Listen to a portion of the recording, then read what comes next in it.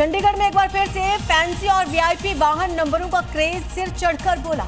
Online नीलामी में लोगों ने अपने शौक और स्टेटस के लिए लाखों से ऊपर की बोली लगा दी। नतीजा ये रहा कि परिवहन विभाग की झोली में करोड़ों की कमाई आई।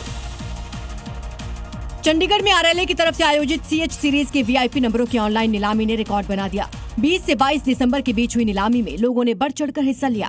फैंसी नंबर के लिए जमकर बोली लगी। सबसे ज्यादा चर्चा में रहा CH01 DC 0001, जिसके लिए कड़ी टक्कर देखने को मिली और आखिरकार ये वीआईपी नंबर 31,35,000 रुपए में बिका। परिवहन विभाग के मुताबिक इस ऑनलाइन नीलामी में कुल 485 वीआईपी नंबरों की बिक्री हुई, जिससे 2,96,00,000 रुपए का मुनाफा हुआ। दिल्ली एनसीआर में बढ़ते वायु प्रदूषण के बीच एयर प्यूरिफायर को लेकर दायर याचिका पर आज दिल्ली हाईकोर्ट में सुनवाई होगी।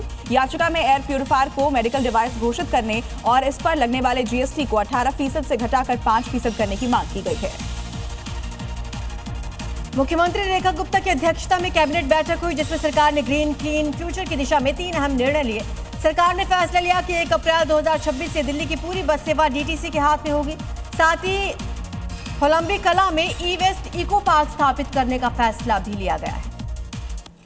अरावली पर्वत को बचाने के लिए दिल्ली विश्वविद्यालय के नॉर्थ कैंपस में एनएसयूआई छात्रों ने विरोध प्रदर्शन किया। इस दौरान छात्रों ने अरावली पर्वत को बचाने के लिए प्रोटेस्ट कर हस्ताक्षर अभियान चलाया। इस दौरान प्रदर्शनकारियों ने मास्क भी बांटे और प्रदूषण को लेकर बीजेपी सरकार के खिलाफ नारेबाजी की।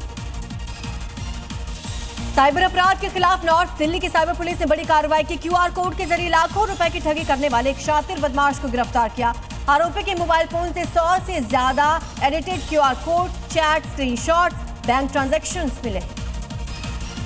दिल्ली यूनिवर्सिटी के किरोड़ीमल कॉलेज में हलाल प्रोडक्ट को लेकर छात्रों के विरोध के बाद कैंपस में दुकानों से हलाल प्रोडक्ट हटा लिए गए हैं। बता दें कि केएमसी के 2 छात्रों का वीडियो वायरल हो रहा था, जिसमें कैंपस के अंदर एक दुकान पर हलाल सर्टिफाइड प्रोडक्ट बेचे जा रहे थे, जिसे लेकर छात्रों ने जमकर हंगामा किया था।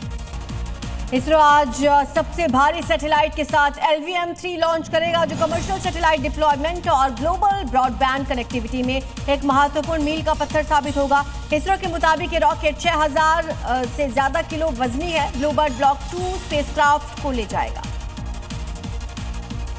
गृहमंत्री अमित शाह आज हरियाणा के पंचकुला दौरे पर रहेंगे, जहां अमित शाह हरियाणा पुलिस का दीक्षांत परेड समारोह में वो शामिल होंगे और साथ ही अटल बिहारी वाजपेयी की प्रतिमा का उद्घाटन भी करेंगे। सीएम नायब सिंह सैनी कार्यक्रम स्थल का उन्होंने जायजा लिया और अधिकारियों को जरूरी दिशा निर्देश इससे पहले दिए। महाराष्ट्र में बीएमसी समेत नगर निगम चुनाव की घोषणा के बाद शिवसेना यूबीटी के मुखिया उद्धव ठाकरे और महाराष्ट्र नवनिर्माण सेना के प्रमुख राज ठाकरे गठबंधन का ऐलान करेंगे। ये गठबंधन केवल मुंबई ही नहीं बल्कि नासिक, पुणे, ठाणे जैसे अन्य नगर निकायों में भी प्रभावी रहेगा। विदेश मंत्री एस जयशंकर श्रीलंका के दौरे पर हैं। आज उनके दौरे का आखिरी दिन है। कल चक्रवात दितवा से तबाह हुए श्रीलंका के लिए भारत ने बड़ी राहत का ऐलान किया। कोलंबो में विदेश मंत्री एस जयशंकर ने श्रीलंका को 45 करोड़ अमेरिकी डॉलर की सहायता देने का ऐलान किया।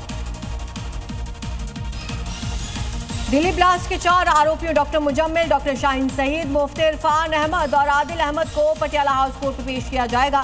सभी आरोपियों की एनआईए कस्टडी खत्म हो रही है। प्रारंभिक साक्ष्यों के आधार पर एनआईए फिर कस्टडी बढ़ाने की मांग कर सकती है।